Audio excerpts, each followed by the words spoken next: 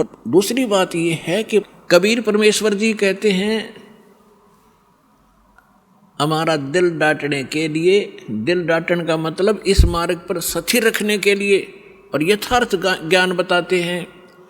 कबीर सुख के माथे पत्थर पड़ो, जो नाम हृदय से जावे, बलिहारी उस दुख के जो पल पल नाम रटावे।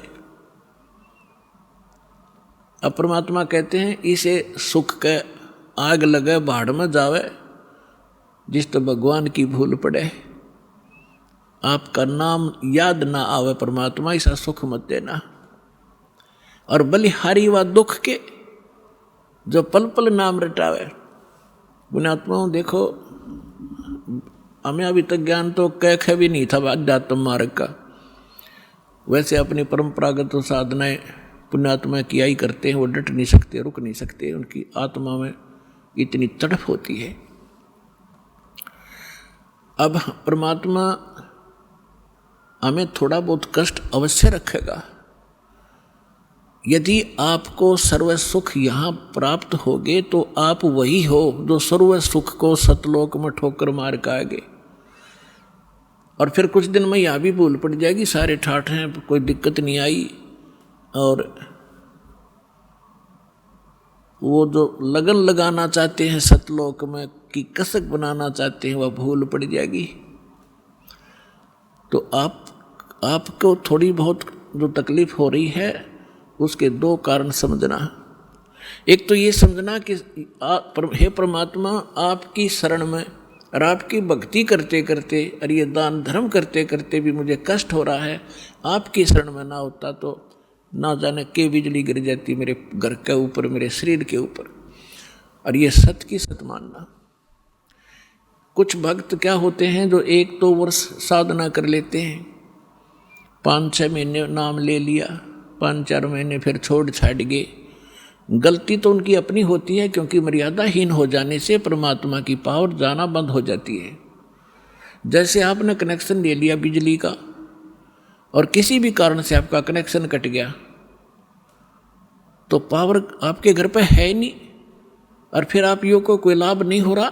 लाभ कैसे होगा जब कनेक्शन कट गया? कैसे मोटर चलेगी, कैसे चक्की आटा पीसेगी, और कैसे बल्ब जलेंगे आपके? तो उसके लिए है कि कनेक्शन पुनः सुचारू करवावे।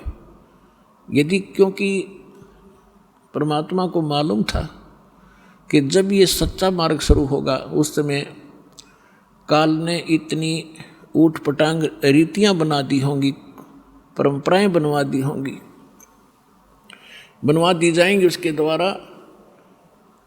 और फिर भगत के लिए वो परंपराएं बाधक होती हैं। जो सांसारिक रीति होती हैं वो भगत के लिए बाधक होती है, उनसे उल्टा हटना पड़ता है। और हमारे समाज के अंदर वो इतनी घर कर चुकी होती हैं, तो भक्तों के लिए वो बाधक बन जाते हैं समाज के व्यक्ति।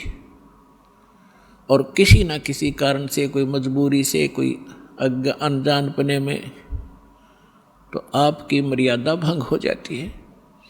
उसके लिए सुविधा दी है कि आप हृदय से पुकारो और फिर आगे ऐसी गलती ना हो, समाज से संघर्ष करो, लड़ना नहीं है।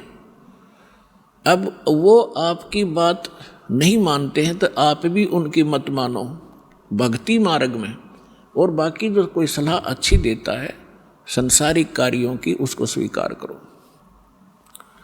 तो उस कारण से आप किसी ना किसी कारण से मर्यादा भंग हो जाती है, तो आपको हानि होना प्रारंभ हो जाएगी। और आम व्यक्ति ये सोचेगा इसने नाम भी ले रखा है, इसका फिर भी दुख हो गया।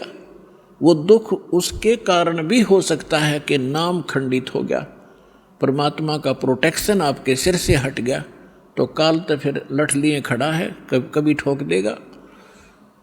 तो हमने सबसे बड़ा इस मार्ग पर सफल होने के लिए परमात्मा की मर्यादा का पालन करना है। कबीर साहब कहते हैं, जब लग हंसा हमरी आना, काल लगे ना तुमरा बाना।